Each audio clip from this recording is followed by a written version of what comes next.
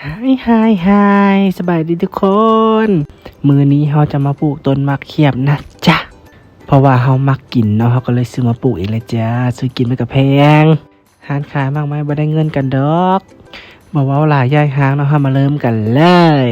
ที่เห็นเป็นทงๆนั่นเป็นดินปลูกพังเลยทุกคนเด้อเพราะว่าดินบ้านเรามันจะไม่ค่อยสวยปานใดเนาะเราก็เลยซื้อดินปลูกพังมาปลูกจ้าหลังจากเราคนดินมาเราก็เริ่มขุดกันเลยจ้าเบียร์มาเขียบของเราคือมี8เบียร์นะทุกคนแต่ว่ามื้อนี้ปลูกได้แต่4เบียร์จ้าเพราะว่ามันเมื่อยเพราะว่าลูกคุณหนูคุณใจบ่เคยเฮ็ดเวียกแบบ4มาก่อนทนา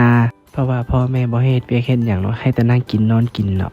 คันว่าพ่อแม่ฮู้นี่พ่อแม่หายเด้นี่หยอกหลังจากเราขุดแล้วเราก็เอาต้นมะเขียบลงเลยต้นมะเขียบลงปุ๊บแล้วเราก็เอาดินลงนำเพราะว่ามันจึงสวย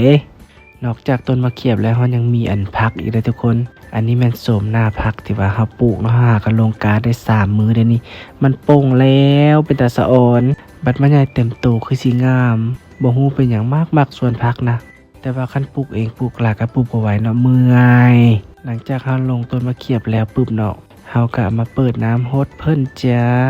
คลิปนี้ก็บ่มีหยังหลายก็สิประมาณนี้ล่ะ